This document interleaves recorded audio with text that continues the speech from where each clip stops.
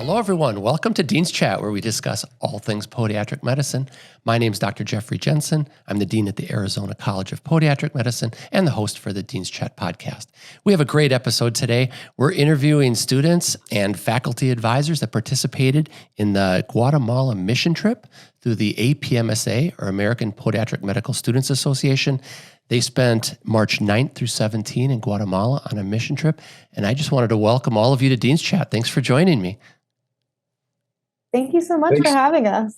Thank you. So I was going to go kind of around the Zoom screen here and kind of introduce each of you. Kayla Curlis is from the Kent State University College of Podiatric Medicine and is soon to be an official doctor. You're a fourth year, going to graduate pretty soon. Yep. Very excited. Well, thanks for joining us today, Kayla. Thank you for having me. You're so welcome. And Tori is a second-year student preparing for boards. She's from the William M. Scholl College of Podiatric Medicine. Welcome, Tori. Thank you. It's nice to be here. And it's good to have a fellow Wisconsinite on the podcast. Yeah. And also joining us, this is your second appearance on Dean's Chat, Danica Pratta from Temple University, starting fourth year. Welcome, Danica. Thank you. I'm very glad to be back and looking forward to hopefully being in Kayla's shoes in another year from now. Oh, I'm sure you will. That's exciting. And our faculty advisor for the Guatemala mission trip, the PICA medical director.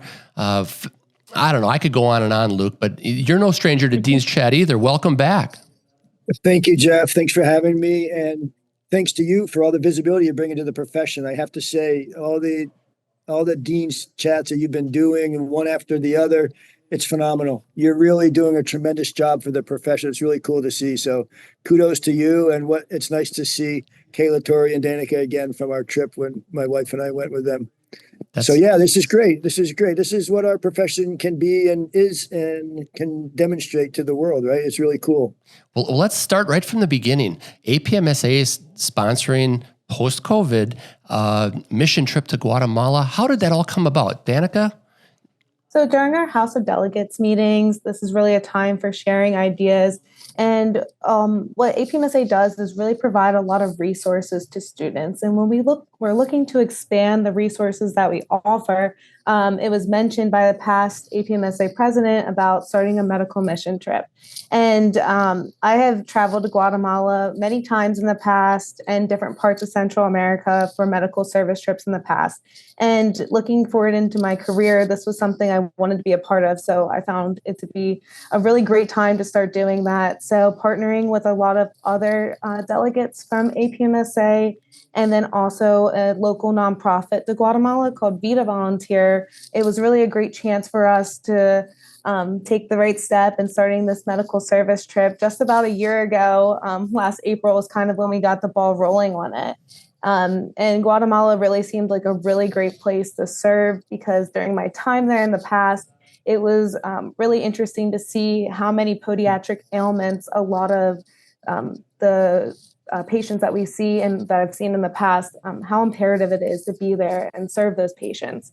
And it's also something that really attracted me to the field of podiatric medicine was my time there in the past. So I really saw this as an opportunity to allow other students to have that same ability to see these patients and treat them as well.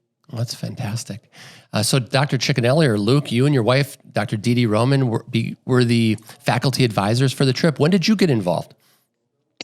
So that's a great question. I think maybe speaking at the school, we went over and gave a talk because we're living in Center City, Philly now. So we're close to the school. And, you know, as we talked about previously, we're a podiatry couple. We met in school. We're passionate about the profession and supporting these guys and gals and everything. So I think Danica mentioned it. I think she reached out after we gave a talk to the Global Health Club, maybe, or the Spanish Medical Spanish Club, or one of those. And you know, I've been doing medical mission work with my team, with Dr. Todd Gunzy, Todd Haddon, and a few others. Dr. Jorge Penagos from Guatemala City for 30 years now around Central America, Guatemala, El Salvador, Nicaragua. So anyway, it was sort of logical. When she asked, I said, well, yeah, let's see how we can fit that in and support the process. I just think it's wonderful that they all were interested in going, were able to go, have that altruistic tendency already at their ages. And so any way we can support that, Jeff, life goes by pretty quickly. I mean, it's these moments and things that are what create memory dividends for down the road, right? So it was cool. Absolutely. That's fantastic. So Kayla, as a fourth year student, you might have been maybe one of the senior students on the trip. How many students were with you on the trip? I think there was about 18 total of us. And then there was me and 4 other fourth year students, actually. So that was really cool to get to meet some fourth years from other schools. And there was a lot of first and second years, some third years as well. And I got to, build friendships with a lot of them too, which I really enjoyed. That's fantastic. And Tori, you were second year in the midst of your basic science curriculum. It must have been a great break to go down to Guatemala.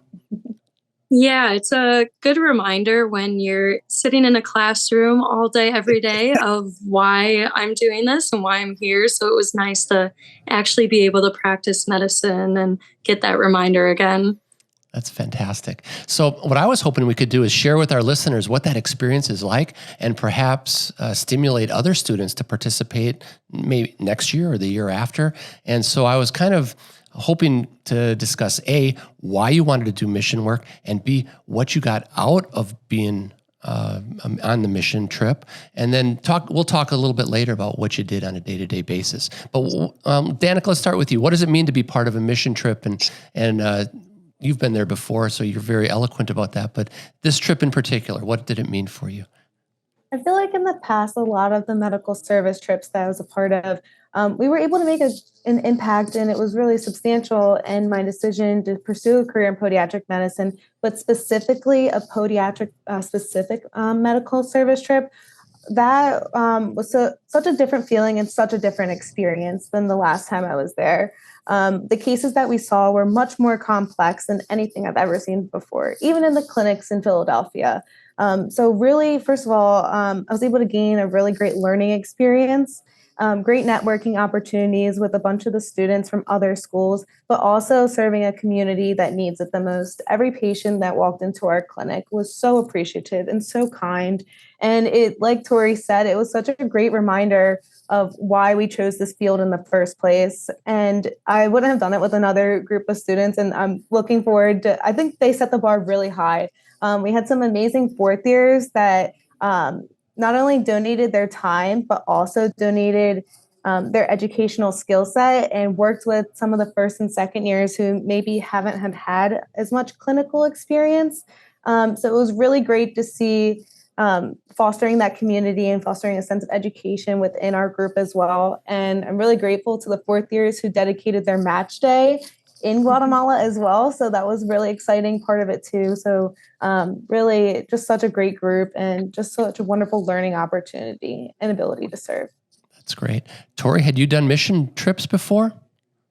Yeah, actually, I had done a trip to Peru when I was at my undergraduate university around 2020. So, but that was the only one, and it wasn't a podiatry specific one. So like Danica was saying, I had really wanted to do a podiatry specific mission trip and really get to see that comparison of what treating podiatric patients in the US is like versus in different countries like Guatemala. And it was definitely very eye-opening and very complex cases. And we've are in clinic just a little bit during second year, but it's nothing like what we saw in Guatemala. So it was really awesome to get that more advanced experience before a lot of my peers have. So it was awesome. No doubt. Kayla, how about yourself? Have you done some mission work in the past? And then what did it mean to go to Guatemala on a podiatric specific experience?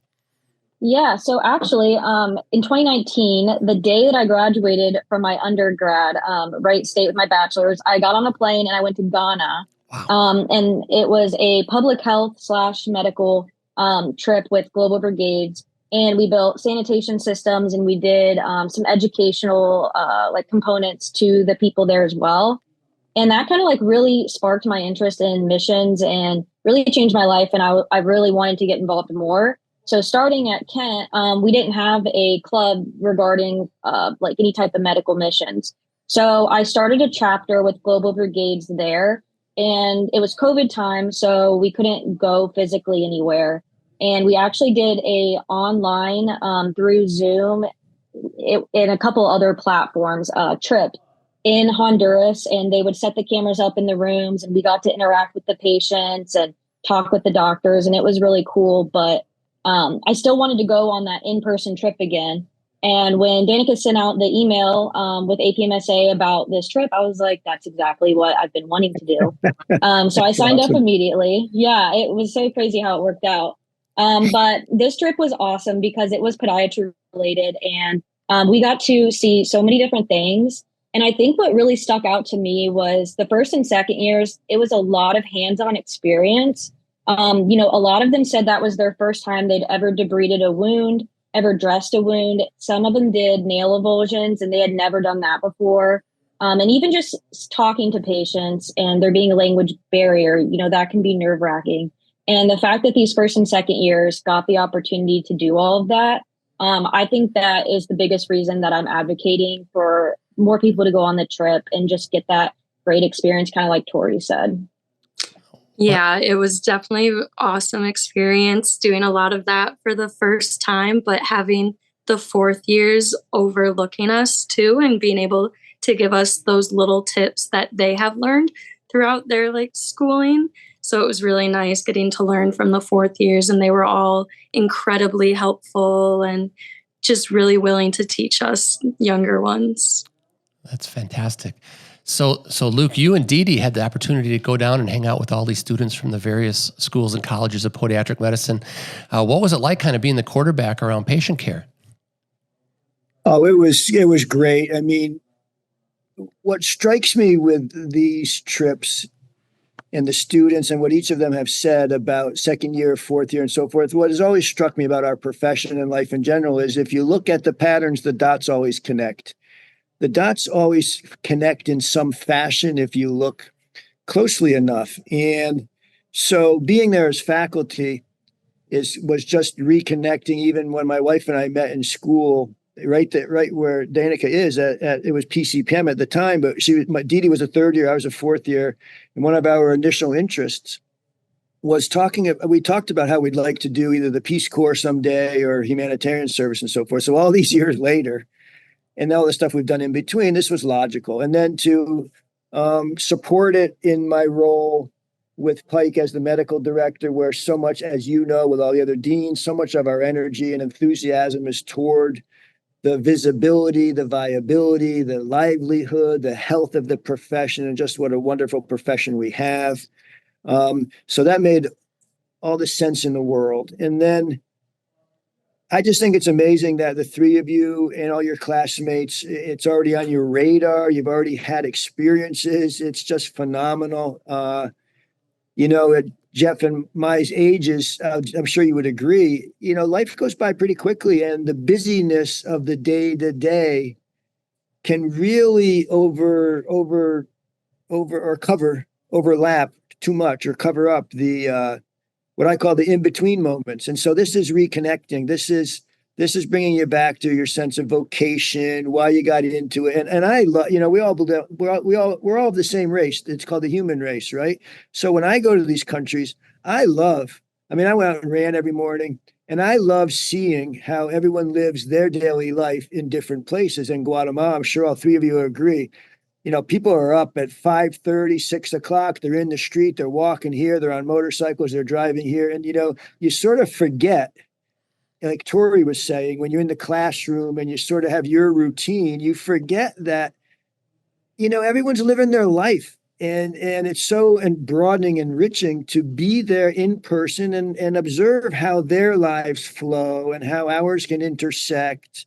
And that, in a sense, a line that I've learned over the years that applies as well is that geography is your destiny. So their destiny may be different because of where they were born and where they live, but that doesn't mean we can't blend everyone's destinies to sort of a common a common goal and theme here, which is podiatric medicine, right? And surgery. So it's phenomenal. Those things are no-brainers for us. If we have the time and we're available, that's what makes life complete, right? The participation. Absolutely. And I can guarantee you, Danica and Tori and Kayla, 20 years from now, when you think back about your medical education, the Guatemala trip's going to be standing out front and center. Of course, it's something you can't forget. So let's talk about some of the pathologies you saw and some of the really neat things that perhaps, like you said earlier, you don't see in the clinics at the schools. Maybe each of you could talk about one really neat case you saw and what you did for it, or the help, working it up with Dr. Cicchinelli or DeeDee Roman, and let's just talk about what the experience was like. Kayla, you want to go first? Yeah, so a common theme that we kind of saw there was a lot of vascular path patients.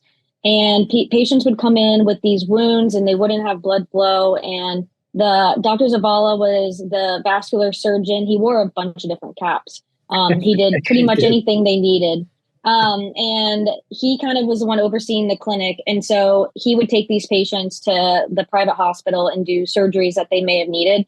But we got to kind of see the wound care aspect of it. And not all the patients could afford to even go to the hospital. One patient in particular that I remember was a young girl. She was like 22 and she had dropped something on her foot at work and developed a wound and was diabetic, but didn't know. And that was another kind of common theme, was diabetics not knowing they're diabetic. So she had this wound that had gotten pretty infected and she needed to go to the hospital and get a clean out and probably an amputation. But her and her mom, they started crying, saying they didn't have the money to afford to go to the hospital or go get the surgery. And I remember for me, it was really touching because I recently just had my appendix out during one of my externships. It ruptured.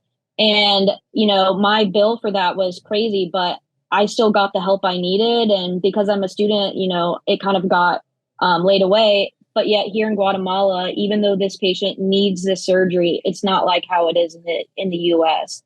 And so she had to go home and make a decision. Either they save their money that they might need for food or whatever else to pay for the surgery, or she doesn't get it.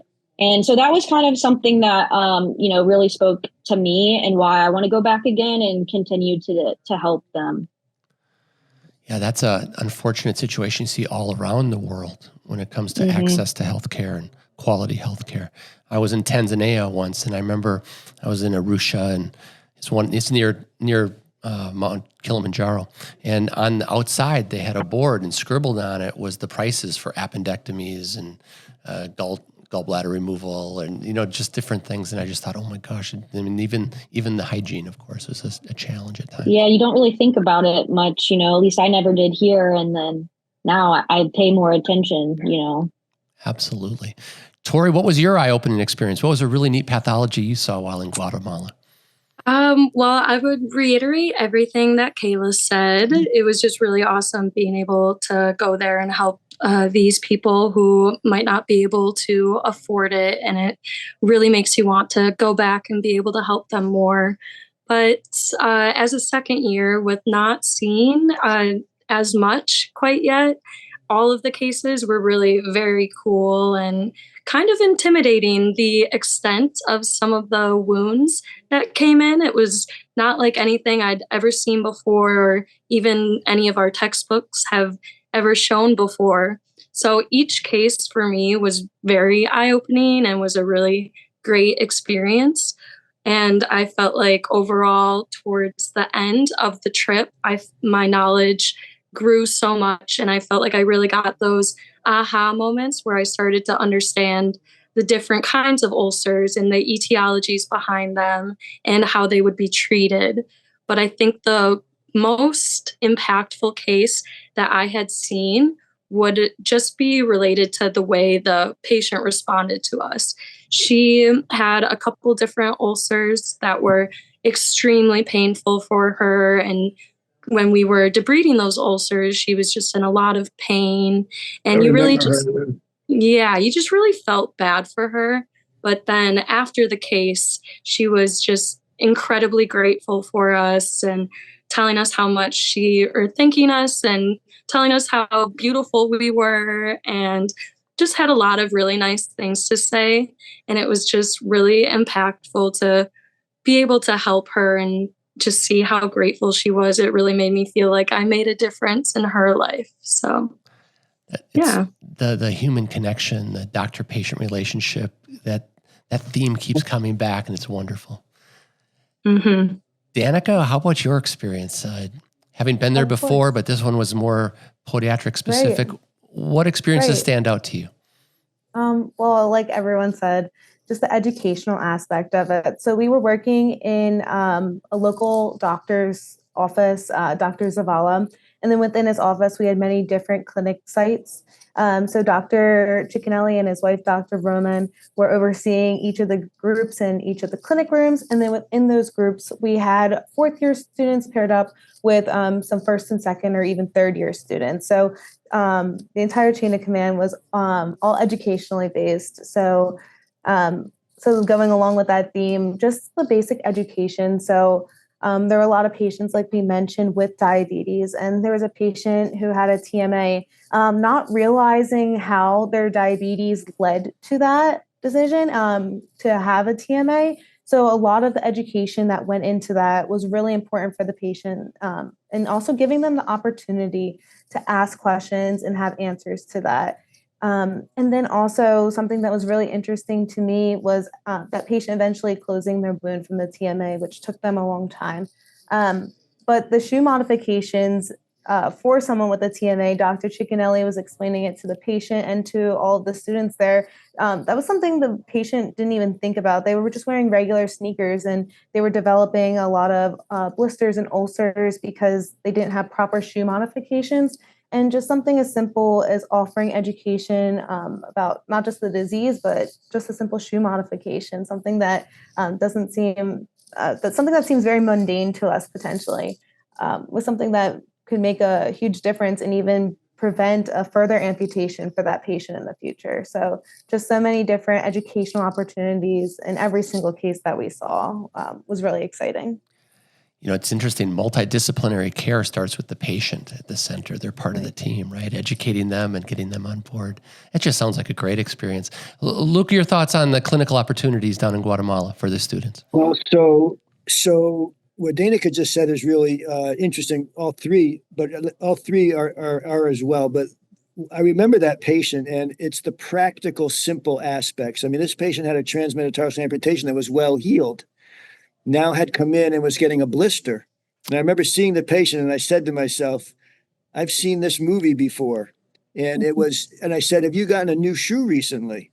And sure enough, she had a new shoe, and I opened the shoe, and under the tongue of the shoe, there was this stitching that was sort of protruding down. And so she was actually getting it wasn't a breakdown of the stump, from a healed transmet that was now, secondarily infected or anything. It was a friction from the shoe and things like that. So in the context of tremendous pathology, peripheral arterial disease, we saw folks that needed a baloney amputation, basically urgently, couple. It's also the simple stuff. It's the practical stuff. And one thing I would throw out there for all three of you guys, Kayla, Tori, and Danica, and all your classmates, is sort of a little bit of a challenge. One of my favorite words is sustainability, and you can apply it to, of course, anything from the planet to anything in life, relationships, and so forth. But keep thinking now and for the future about how you can make what you all did down there sustainable, because I'm sure you would all agree that we also all went back to the hotel each night, and we're probably either talking to ourselves or wondering, how lasting is what we were doing on a daily basis because of the realities of their daily life, right? So we all know it's not what you put on a diabetic foot, it's what you take off it. Pressure, irritation, friction, whatever. And yet these folks are walking out the door and, so how sustainable, how can we make every interaction the most sustainable as possible? Get 1 week, get 1 day to be sustainable for a week, and then make that week sustainable for 2 weeks, and then a month, and help Dr. Zavala and the clinic, even patient education. there's so many points of opportunity there for them to understand how in their own life they can be part of a sustainable improvement in their health and not just a 1 week point in time of care with all of us. I mean, those are the things that they always stick out for me. Above the individual pathology of each patient, I'm always looking at the bigger picture like, okay, how can we make this whole situation better in a preventative sense, which is something in the United States we don't do real well. We don't do preventative care real well. And that's what the world needs. The world needs to avoid problems, not just find ways to keep solving the problems that happen, right? Right. So I really like that point. how did you find Dr. Savala to collaborate with him on the trip? I'm not familiar with the connections. So the organization that we worked with, the local nonprofit Vida Volunteer, he was one of the physicians under their umbrella, and also at the Patronatos del Diabeticos, which is the clinic site where we work. So they had a collaboration with Vida Volunteer, which is the host company that hosted us in Guatemala. Well, maybe that's the thread of consistency and sustainability, Luke, working with him. Well, that's a great idea. And in fact, we should probably invite him to ACFAS or some educational endeavor, because this guy, I think it was Kayla who said he wears many hats, and he certainly does. He's actually Guatemalan, but he trained and lived for 20 years in Germany. He got trained in vascular surgery. He got trained in orthopedic surgery. I think he does some general surgery. And he even sort of confided to me off to the side one day. I don't know if he said it to you guys as well, but he said to me off to the side one day, he goes, I do have a more wealthy patient base that sort of lives in this neighborhood up the hill. He goes, but I love coming here every morning and helping out these folks. And so he has a big heart and he has a lot of skills, but he is, he's rubbing two sticks together to make fire instead of has a blowtorch and he starts a fire in 2 seconds. He's still rubbing two sticks together to kind of get a spark to light. Well, I looked up the Vida Volunteer group. What an amazing group in Latin America as a whole. I think I saw they've hosted over 12,000 students over the years on medical missions. Yeah, it's pretty cool, isn't it? Yeah, it was really great to go with a reputable organization that has been to these countries and these communities before. We really want to enforce the safety of their students as well. So picking a reputable organization that has done this before, even if podiatry was rather new for this organization, but has certainly been in these communities before. So that was really important for APMSA. That's great. Can we shift gears and talk about cultural experience and food? Yes. Maybe for each of you could, what was your favorite food and what was the neatest non-medical thing you did while you were there? Kayla? Yeah, so we did a lot of really cool things, which is something I liked about this trip. And it was different than the other trips I had been on. The other ones weren't so much where we got to immerse in the culture and learn. So I like that. But we went to a coffee farm, which was awesome because I love coffee. And so they taught us how they make the coffee there in the farm. And then we got to propel down a 125-foot waterfall. Wow. So we hiked up and each of us got a turn. We put on this gear and we propelled down. And I still can't believe I did it. My family can't believe I did it. But now I have this awesome memory and these awesome videos and pictures of me doing it. So, I got to do something that I'll never probably do again there. And it's something I'll always remember. Well, that's so awesome. How about your favorite food?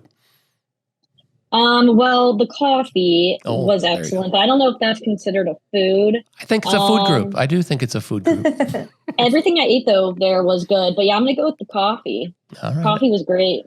I like that. Tori, what was your cultural experience and favorite food? It's really tough to pick. It was overall incredible. Antigua, when we visited there, was absolutely beautiful. The architecture is just really cool to see, all of the different cathedrals that they have, the palaces, all of the detail that they have.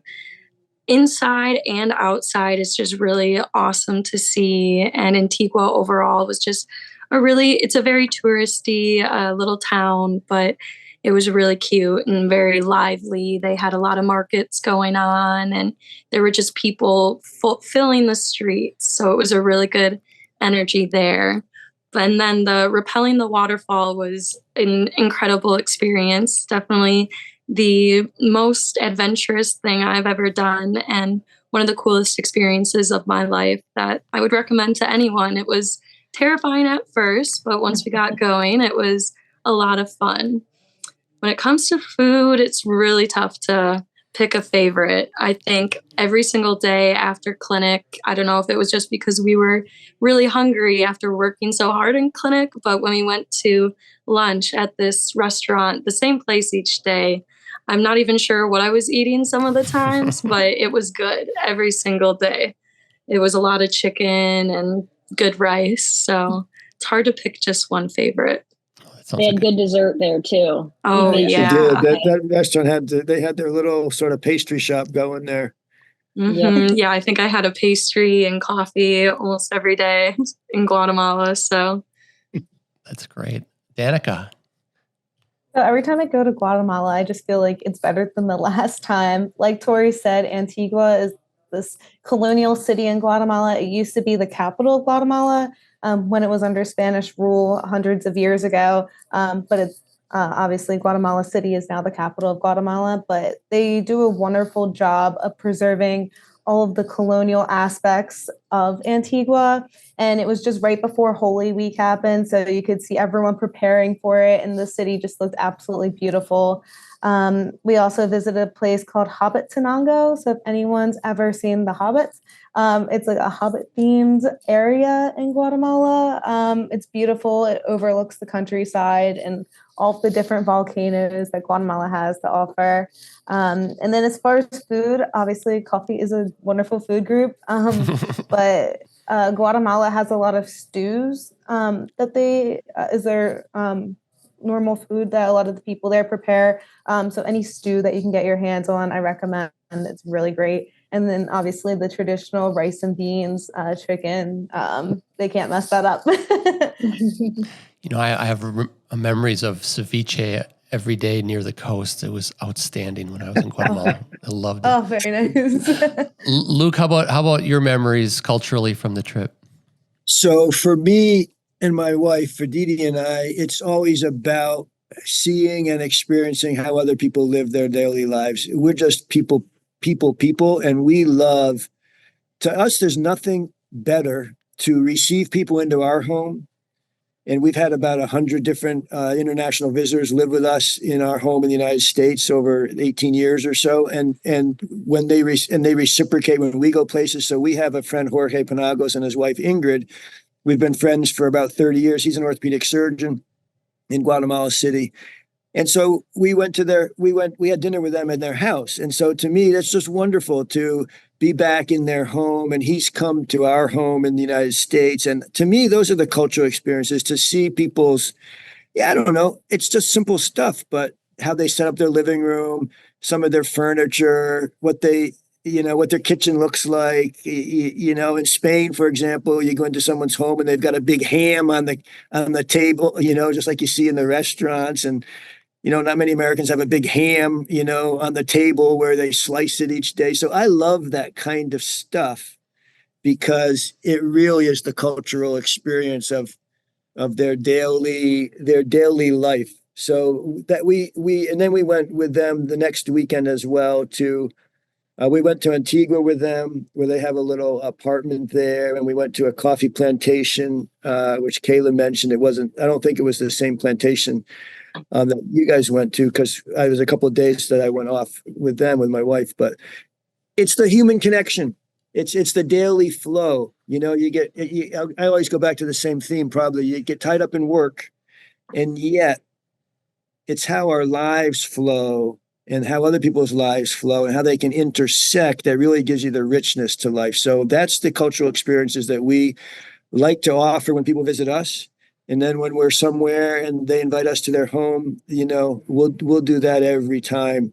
versus necessarily another restaurant or something like that. That sounds like a wonderful experience. Hey, let's look to the future. APMSA plans for mission trips in the future. Is another trip to Guatemala in the mix, Danica? Yes. So we're currently in the early planning processes of it. Hopefully we can recruit Dr. Cicchinelli and his wife again. They were such amazing faculty mentors that we had, and really just embracing the idea of being uncomfortable. This is a new experience for everyone. There's certainly a language barrier, but we have interpreters. We have answers to any areas where people might feel intimidated, but we really want students to step out of their comfort zone, really embrace this wonderful learning opportunity. The learning goes just beyond the clinic and kind of back to the point of sustainability. During our case discussions with Dr. Cicchinelli after the clinic days, we really talked about not just the complex cases we saw, but how would we treat this in America versus Guatemala, and what resources can we use while we're here to give these patients the best care that they need. So it really was thought-provoking, really educational, really great way to step out of your comfort zone, especially if Spanish is not a language that you know. It's really great to interact with patients from a different part of the world, very appreciative patients and people who really need it. That's fantastic. So this trip is open to students from all the schools? Any student who's an APMSA member. So if your school is a partner or works with APMSA, then you are able to sign up and we'll see you in Guatemala. Oh, that sounds fantastic. Any last words, Kayla? Yeah, actually, I just want to say if anyone is listening and they are, nervous or afraid to go by themselves, I was the only one from my school who went on the trip and I didn't know anyone. I had talked to Danica maybe a couple times. So I was a little scared, but once I got there, it was very safe. There was lots of communication and I met some incredible people that I'll be friends with, throughout my whole life now. So I just really want to encourage people that if you're the only one from your school that wants to go, it's okay. I did it and I had the best time. So I really wanted to, emphasize that. Very good. Last words, Tori. Yeah, kind of add on to that. Everyone who went on this trip was just incredible. Met some really incredible people. Everyone was so friendly. Everyone worked together very well. We were all there for a common goal. We all just wanted to help these people in Guatemala. So everyone was just awesome. And I felt like I learned so much from the third years, from the fourth years, from Dr. Chick and his wife, from Dr. Zavala. And it was just overall, I felt like it really solidified a lot of the learning that I've done in my first and second years, really made it all click and made it all worth it. So I recommend everybody to go on it. That's fantastic. Dr. Cicchinelli, any last words on your end? I would just say thanks, Jeff, again for being such a great mouthpiece for the profession, and to Danica, Tori, and Kayla for just keep being the change you want to see in the world, right? The Mahatma Gandhi quotes, and keep using your voices to inspire others to find theirs, and stay totally participatory throughout your whole careers, because it's just wonderful you were all there, and that something in your lives dots connected, that you had the opportunity, you were in the right spot, and you responded to go, right? It's like opportunity knocks, but not everybody answers the door. You guys answered the door. You got to answer the door in life. Absolutely. So keep answering the door. Absolutely. It's like the first time you do something's the hardest. You've been on mission trips, you know what it's like. You know what it's like to be in a foreign country and it's uncomfortable, but you also get to get that connection with patients it's a different connection than you get when you're treating patients in the clinic at home. It's like the Stoics. The Stoics have become popular, even though it's like 2,000-year-old philosophy, right? But it's the obstacle is the way. And Kayla, that's kind of what you said, right? Well, there's some obstacles. Guess what? Just go toward the obstacle. What's going to happen? Nothing. You know what? You'll probably get to the obstacle, you go around it, or you'll jump over it. Absolutely. Danica, any last words from you? I just want to thank this incredible group that was able to come down with us. Really, I know it was the first APMSA medical service trip, so sometimes people don't want to be a part of the first group, but I really am so grateful for everybody who embraced that uncomfortable or maybe even fearful aspect of it, but it was such a great trip. And oh my gosh, I can't thank Dr. Cicchinelli and Dr. Roman enough for all of their wonderful tips and education and mentorship through this entire process. Definitely just so incredible to learn from them. And I can't wait to continue this and really expand the reach that we have. Well said. Well, thank you so much for taking time out of your schedule on a Monday evening. I'm here on the West Coast, so it's earlier for me. So thank you for joining me.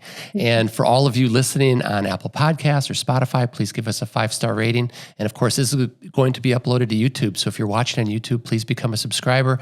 And I'll be sending each of you a Dean's Chat cup. Luke, you need more than one. Danica, you need more than one. All righty. You got it. And Kayla, perfect for Guatemalan coffee.